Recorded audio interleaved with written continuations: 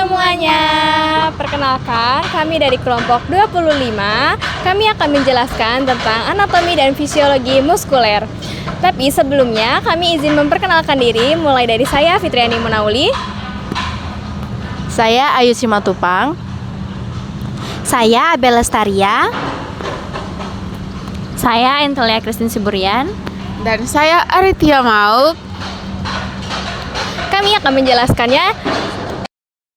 Dalam ilmu biologi dan kedokteran, anatomi menjelaskan tentang struktur dan fisiologi menjelaskan tentang fungsi. Anatomi dan fisiologi muskuler terdiri dari 3 jenis, yaitu ada otot rangka, otot polos, dan otot jantung. Kami akan menjelaskannya secara singkat. Kita akan mempelajari bagian fungsi dan ototnya. Otot muskuler terbagi menjadi 3, yaitu otot rangka, otot polos, dan otot jantung. Selanjutnya kita akan menjelaskan tentang otot rangka. Otot rangka atau muskuloskeletal adalah otot yang bisa sadar seperti saat kita berjalan, saat kita berlari, atau saat kita mengangkat benda. Langkah selanjutnya kita akan menjelaskan tentang otot polos. Otot polos atau otot yang terdapat pada organ dalam dan bekerja otomatis seperti lambung, usus, pembuluh darah, kandung kemih, dan saluran pernapasan. Adalah otot jantung. Otot jantung atau kardiomuskuler yang khusus berada pada jantung. Tapi bekerja tidak sadar seperti otot polos. Selanjutnya adalah struktur serabut. Serabut otot terdiri dari myofibrial, sarkomer sebagai unit kontraksi serta filamen, aktin, dan miosin yang memungkinkan otot berkontraksi. Baik, di sini saya akan menjelaskan tentang anatomi muskuler, jaringan pendukung, dan letak otot. Pertama-tama, saya akan menjelaskan jaringan pendukung otot. Selain adanya serabut otot yang menjadi penyusun utama otot, tubuh manusia juga memiliki jaringan pendukung yang berfungsi memperkuat, melindungi, serta menghubungkan otot dengan bagian lain. Jaringan pendukung tersebut meliputi 1. Fascia. Fascia merupakan selaput jaringan ikat yang membungkus otot, organ, dan struktur lain di dalam tubuh. Fascia berfungsi menjaga posisi otot, memberikan perlindungan, serta membantu otot bekerja lebih teratur. Yang kedua, ada tendon. Tendon adalah jaringan ikat yang bersifat kuat dan elastis, berfungsi untuk menghubungkan otot dengan tulang. Saat otot berkontraksi, gaya kontraksi tersebut diteruskan melalui tendon.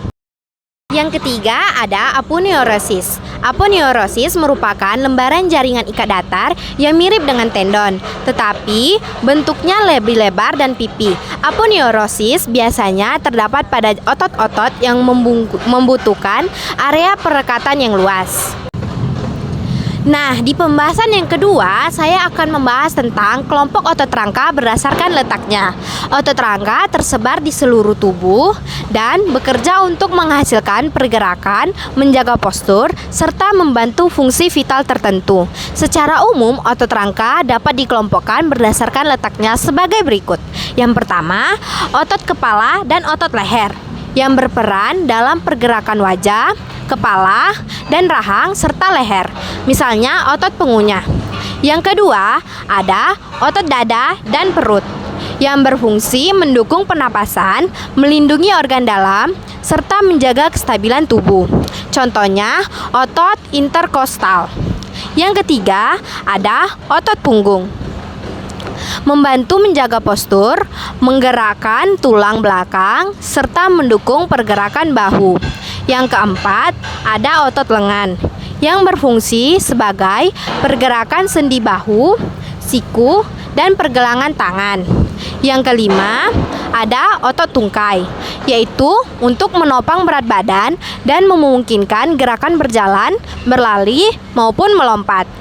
Sekian penjelasan dari saya. Terima kasih. Sekarang kita masuk ke fisiologi muskuler, yaitu bagaimana otot bekerja. Pertama, kontraksi otot terjadi berdasarkan teori geser filamen atau sliding filament theory dengan bantuan ion kalsium dan energi ATP. Kedua, ada beberapa jenis kontraksi otot, yaitu yang pertama isotonik, yaitu otot memendek sehingga menghasilkan gerakan. Mekanisme kontraksi isotonik terjadi saat gaya kontraksi sesuai dengan beban yang diterima, misalnya ketika kita berjalan atau berlari. Yang kedua, isometrik, yaitu otot memegang tapi tidak berubah panjang. Mekanisme kontraksi otot ini tidak didukung dengan gerakan, tetapi untuk mempertahankan posisi stabil. Yang ketiga, kontraksi konsentrik terjadi saat otot berkontraksi bersamaan dengan adanya ketegangan otot untuk menerima beban yang disertai dengan pemendekan otot ketika bergerak. Contohnya, ketika kita melakukan latihan bicep atau olahraga squat.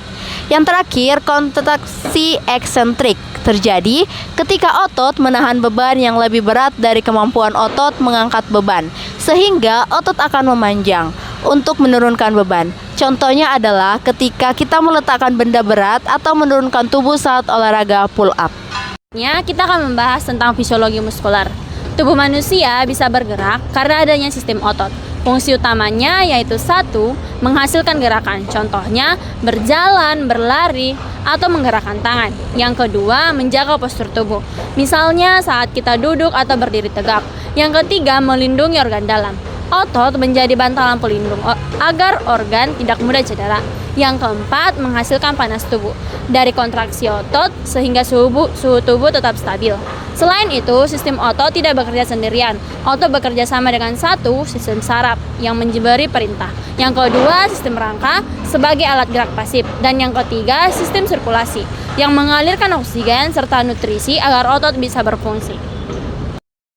Dari hasil seluruhnya, dapat kita simpulkan bahwa anatomi muskuler mempelajari bentuk dan struktur otot, sedangkan fisiologi muskuler menjelaskan bagaimana otot bekerja dan berfungsi dalam kehidupan sehari-hari. Sekian video presentasi dari kami mohon maaf bila ada salah kata. Terima kasih, shalom!